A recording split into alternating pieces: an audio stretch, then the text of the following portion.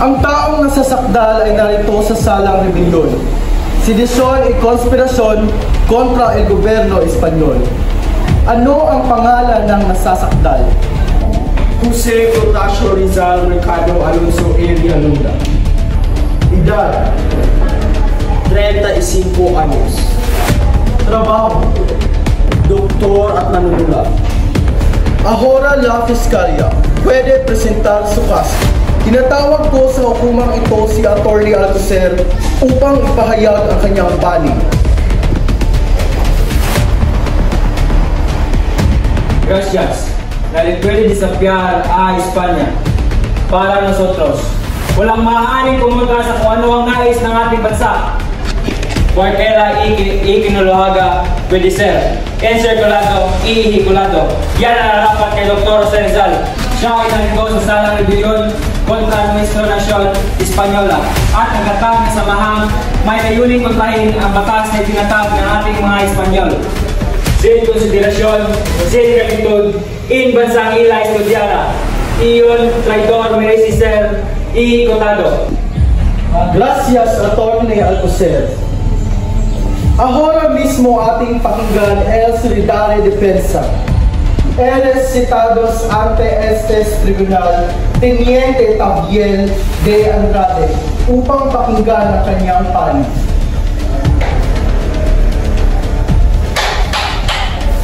Gracias. Hindi nasusukat ang kadakilaan ng isang tao sa porsyon, riquezas o influensyal sosyal. Ito ay nasusukat sa estabilidad emosyonal o mental na ngayon ay mapapasakamay ni Dr. Jose Rizal. Bago ninyo siya husgahan, examen, exas, propusyas, konsensyas. Ang nais lamang niya ay maging pantay ang pagtrato ng Los Espanyoles ay siya los Filipinos. Hindi dapat kayo magpadalos-dalos en la aplicación de mensajes y hindi nararapat sa akusado. Gracias, Teniente Tabiel de Andrade. Ngayon naman ay ating pakinggan ang panig ng nasasakdal. Las acusaciones ang binibintang ninyo sa akin.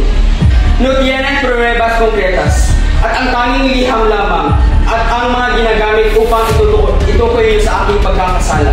No puedo ser acusado de rebellion sapagkat ako mismo ang tumitigil kay Dr. Pero Venezuela upang huwag ipagpatuloy ang paghihimagsik na plano en kontra ni Espanya sapagkat hindi ko rin alam mismo na ginagamit nila ang aking pangalan sa kanilang aktibidad. Napakarami ko pang maaaring sabihin na magpapatunay sa aking pagkawalang sala. Es importante que utilicen las decisiones agrupadas. Maaari na ibalik ang nasasakdal sa kanyang selda. Ipapaalam ng hukom kung ano ang resulta sa deliberasyon.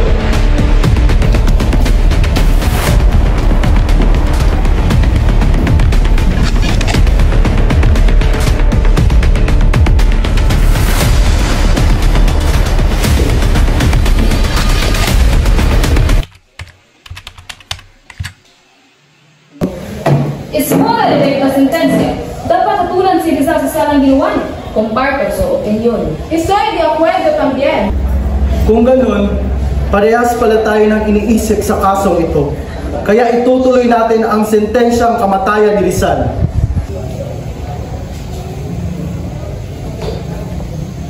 Ibigay mo ito kay Gobernador General Polavieja. La sentensya para sa kumpirmasyon.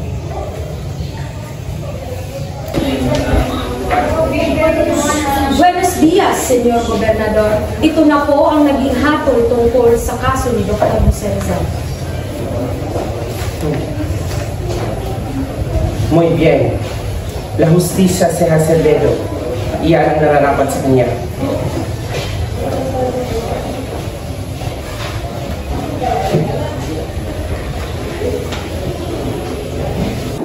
Ahora liris la sentencia del tribunal si Dr. Jose Rizal. Fue sentenciado a muerte. Ito'y pinirmahan ni Gobernador General Polavieja. Ipapatupad ito sa ika-30 ng Disyembre, 1939 sa ganap na alas 6:30 de mañana.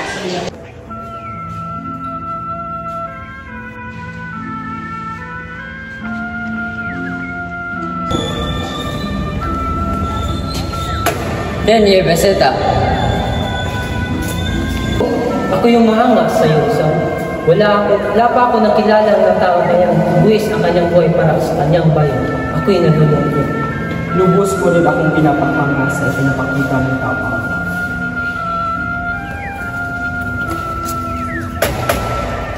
Están presentes tu madre y hermana. Iho! Mama, bakit po kayo nandito? Iho, anong gagawin nila sa'yo? Huwag po kayong mag-alala para ito sa ating bansa. Papatawarin niyo sana ako sa aking mga kasalanan. Bastaya, no se permite quitarse.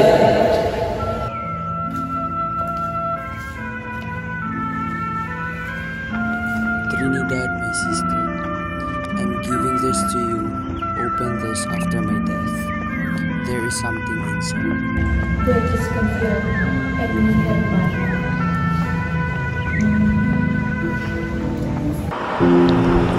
Nag-aaral ako dyan ng 7 taon.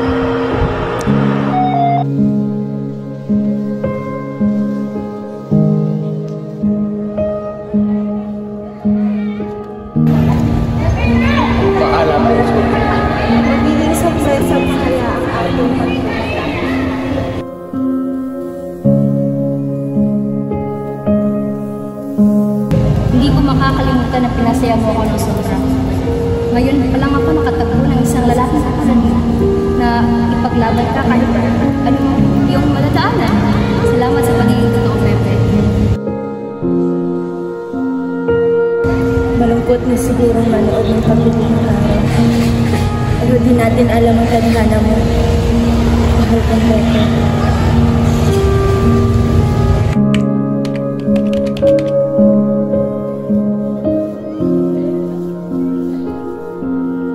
Antes me quiten una de la vida, una de petición. Di maaari.